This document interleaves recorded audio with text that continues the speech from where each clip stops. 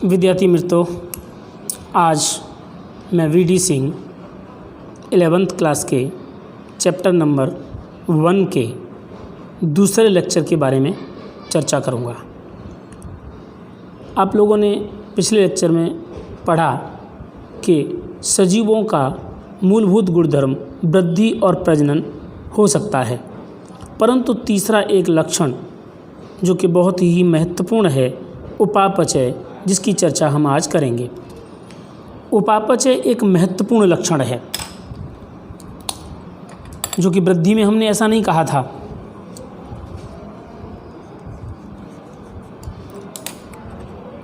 प्रत्येक सजीव उपापचय दर्शाता है। अगर कोई भी सजीव कोशिका का बना है, दैट मीन्स उसके अंदर उपापचय मेटाबॉलिज्म जरूर होगा। मेटाबॉलिज्म एक रासायनिक प्रक्रिया है। ये शरीर में चलने वाली रासायनिक क्रियाएं साथ साथ चलती रहती हैं, जिन्हें उपापचयी क्रियाएं कहते हैं। उपापचयी क्रिया मतलब मेटाबॉलिज्म, कैटाबॉलिज्म और एनाबॉलिज्म का योजन। उपचय और अपचय यानी हम जो उपयोग में लेते हैं, खाते हैं, डाइजेस्ट करते हैं और एनर्जी प्राप्त करते हैं, दोनों क्रियाएं उपापचयी क्रियाएं कहलाती हैं। सभी पौधे, प्राणी, कवक, सूक्ष्मजीव उपापचयी क्रियाएं दर्शाते हैं। यानी जिसके अंदर कोशिका है उपापचय दर्शाएगा जरूर। शरीर के बाहर भी कोशिकाएं प्रयोगशाला में उपापचय क्रिया दर्शा सकती हैं, परंतु इन्हें हम जैव कहेंगे, न निर्जीव कहेंगे। वहाँ पर लेबोरेटरी के अंदर हो रही होगी, केमिकल रिएक्शन होता है, टेस्ट ट्यूब के अंदर हम रासायनिक क्रिया कर सकते हैं, एनर्जी उत्पन्न कर सकते हैं, परंतु वो वास्तविक रूप से जैविक क्रियाएँ नहीं होंगी। अतः उपापचय क्रियाएँ निरापवाद जीवों में विशिष्ट गुणधर्म दर्शाते हैं, विशिष्ट गुणधर्म के रूप में परिभाषित है, अर्थात यह सुस्पष्ट अभिलक्षण है सजीव का। इसके अलावा चौथा पॉइंट है पर्यावरण के साथ प्रक्रिया। अगर कोई सजीव है तो ही पर्यावरण के साथ प्रतिक्रिया करेगा। जैसे कि धूप में पत्थर पड़ा है तो हटके नहीं जाएगा, परंतु पौधे, छोटे पौधे तापमान के प्रति, प्रकाश के प्रति प्रतिक्रिया दर्शाते हैं। प्राणी अधिक तेज़ धूप हो, तेज़ बरसात हो, तेज़ ठंड हो तो वो अपना स्थान बदल करके दूसरे स्थान पर स्थानांतरण कर जाते हैं। सभी सजीवों का सबसे स्पष्ट और पेचीदा विलक्षण अपने आसपास के पर्यावरण के प्रति उद्दीपनों के भौतिक, रासायनिक अथवा जैविक के प्रति प्रतिक्रिया दर्शाते हैं। रासायनिक पदार्थ स्मेल, गंध, दुर्गंध आदि से भी दूर जाते हैं। जैविक भी हो सकती है, कि किसी भी सांप या किसी भी दूसरे प्राणी को देख करके डर जाना आदि सभी प्रकार के उद्दीपन ये प्रतिक्रिया दर्शाते हैं। अर्थात पर्यावरण के साथ प्रतिक्रिया दर्शाने वाला प्रत्येक सजीव है। संवेदी अंग पर्यावरण से अवगत होते हैं, जैसे पौधे पानी, प्रकाश, तापमान एवं प्रदूषकों के प्रति, कारकों के प्रति प्रतिक्रिया दर्शाते हैं। प्रोकैरियोटिक से लेकर, प्रोकैरियोटिक मतलब सूक्ष्मजीव, बैक्टीरिया वगैरह से लेकर जटिल यूकैरियोटिक, यूकैरियोटिक मतलब उच्च कक्षा के प्राणी तक सभी सजीव पर्यावरण से संवेदना दर्शाते हैं। अर्थात संवेदनशीलता, पर्यावरण के साथ प्रक्रिया, यह एक सजीवों का विशिष्ट एवं महत्वपूर्ण गुणधर्म है, पेचीदा अभिलक्षण है। अब यहाँ हम नेक्स्ट टॉपिक शुरू करेंगे। टॉपिक अलग है, जैव विविधता। जैव विविधता मतलब जीव जगत में विविधता, इसको जैव विविधता कहते हैं। सजीवों की विविधता आप लोगों ने देखा होगा, विभिन्न प्रकार के सजीव पाए जाते हैं। एक ही एक प्रकार के सजीवों में भी सैकड़ों तरह के होते हैं।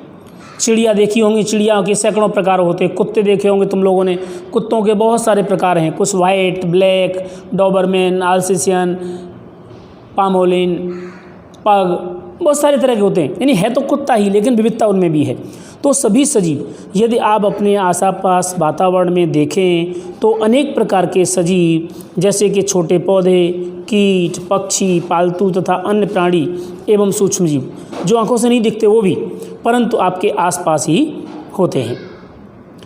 यदि विस्तार बढ़ाया जाए, जैसे हमने अभी आंख उठा के देखा, हमने घर में से निकल के देखा तो विभिन्न प्रकार के कुछ 10 या 15 प्रकार के सजीव दिखेंगे। लेकिन आप कहीं बड़े मैदान में जाएं, किसी चिड़ियाघर में जाएं या कोई बड़ा विस्तार में अध्ययन करें तो वहाँ पर जैव विविधता बढ़ती हुई बड़ी श्रृंखला के रूप में दिखाई देगी। प्रत्येक प्रकार के पौधे प्राणी आप देखते हैं वे किसी एक जाति का प्रतीक हैं, कोई एक जाति है वो। तो ये सब अलग अलग हैं, बहुत सारे हैं, विभिन्न हैं। भिन्नता क्यों है ये आगे बताएंगे। अब तक पृथ्वी पर 1.7 मिलियन से 1.8 मिलियन तक जातियों का वर्णन हो चुका है या पहचाने जा चुके हैं, जबकि ऐसा अंदाज़ा है कि इस पृथ्वी पर 50 लाख से 5 करोड़ तक जातियों का होने का अनुमान है। अकेले अमेज़न के जंगल में ही लाखों जातियां हैं जिनका कि अभी तक आइडेंटिफिकेशन नहीं हो पाया है। हम इसे जैव विविधता अथवा जीव संख्या का प्रकार कह सकते हैं। जैव विविधता मतलब सजीवों की विविधता पर अंतर।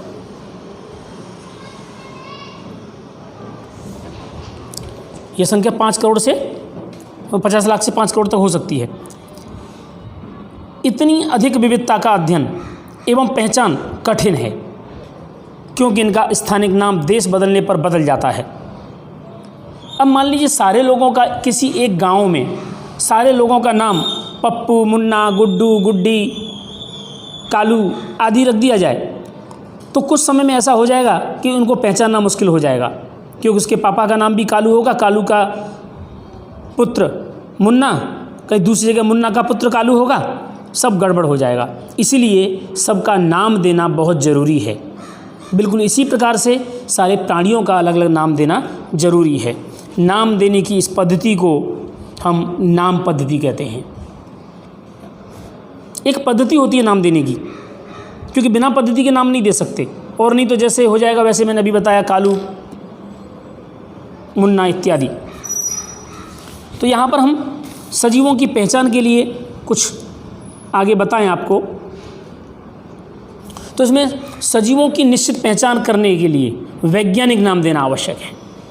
जैसे कि मेंढक को अपने गुजरात में देड़ को,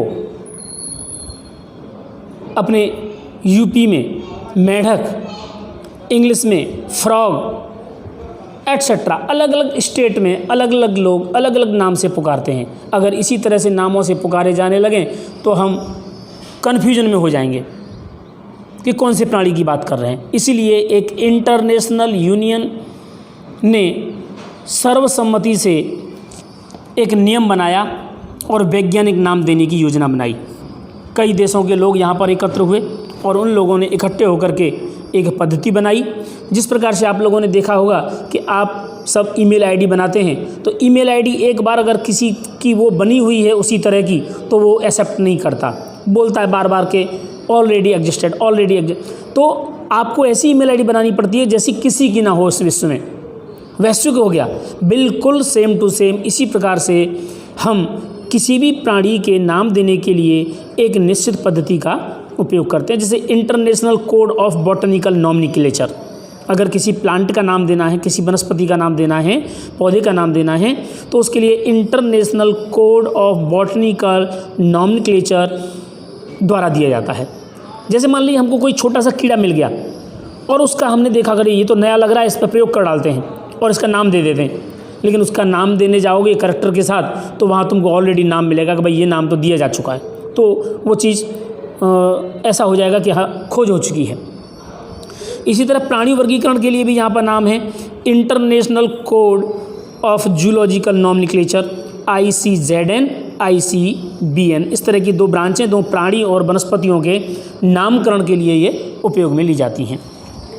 इसी के आगे हम यहाँ देखते हैं द्विनाम पद्धति, यानी किसी भी एक नाम से नहीं पुकार सकते। एक नाम से पुकारेंगे तो नाम सेम हो सकता है, जैसे कि ईमेल आईडी के अंदर नाम होता है, एक अल्फ़ाबेट होता है और फिर उसके बाद में उसकी वर्ष का या कुछ भी अलग लिखना पड़ता है, एक ही तरह के कैरेक्टर्स नहीं चलते।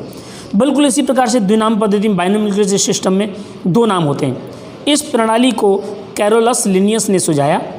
इस प्रणाली का उपयोग विश्व में सभी जीव विज्ञानी करते हैं, क्योंकि इस प्रणाली में वंश नाम एवं जाति संकेत पद सम्मिलित है, अतः इसे द्विनामी नामकरण पद्धति कहा जाता है। दो नाम है, एक वंश नाम है, एक जाति नाम है। नाम पद्धति के सार्वजनिक नियम निम्नलिखित हैं। कौन से नियमों के अंतर्गत इनका नाम दिया जाता है? जैसे जैविक नाम, प्रायः लैटिन भाषा में होना चाहिए। लैटिन भाषा मतलब इटैलिक, लैटिन भाषा। दूसरा पॉइंट, जैविक नाम तिरछे अक्षरों में लिखा जाना चाहिए या फिर इसके नाम के नीचे लाइन की जानी चाहिए, अंडरलाइन। नाम लिखा है वैज्ञानिक नाम कोई तो उसके नीचे अंडरलाइन होनी चाहिए। अगर प्रिंट किया है तो इटैलिक अक्षर में होना चाहिए, जिससे अलग दिख जाता है कि ये वैज्ञानिक नाम है, बायोलॉजी की भाषा में कहें तो। जैविक नाम में पहला शब्द वंश नाम और दूसरा शब्द जाति होता है, और इनमें वंश का प्रथम अक्षर, जो वंश नाम है इसका प्रथम अक्षर कैपिटल लेटर में होना चाहिए, जबकि जाति का प्रथम अक्षर स्मॉल लेटर में होना चाहिए। जैसे ये लिखा है मेंजीफेरा इंडिका, दूसरा लिखें यहाँ पर होमो सेपियंस। होमो मतलब एच कैपिटल एस स्मॉल, मनुष्य का वैज्ञानिक नाम है ये आम का, मैंगो का है। उदाहरण मेंजीफेरा इंडिका, मेंजीफेरा इंडिका। और कोई भी वैज्ञानिक ने वो नाम दिया है तो उसके नाम के आगे हम उसका प्रथम अक्षर लिख देते हैं। जैसे लिनियस ने दिया तो एल लिख दिया यहाँ पर, अगर डार्विन ने दिया तो डी लिख दिया। तो ज़्यादातर नाम लिनियस ने दिए, ज़्यादातर मोस्ट ऑफ एल आता है आगे। अंत के नाम में वैज्ञानिक के नाम का प्रथम अक्षर लिखा जाता है। ये द्विनाम नाम पद्धति के लक्षण हैं जो कैरोलस लिनियस ने वैश्विक रूप से सुझाए। आप लोगों को आज के होमवर्क में द्विनामी नाम पद्धति के ये 6 मुद्दे लिख करके दिखाने हैं। ओके, थैंक यू दोस्तों। Second lecture completed.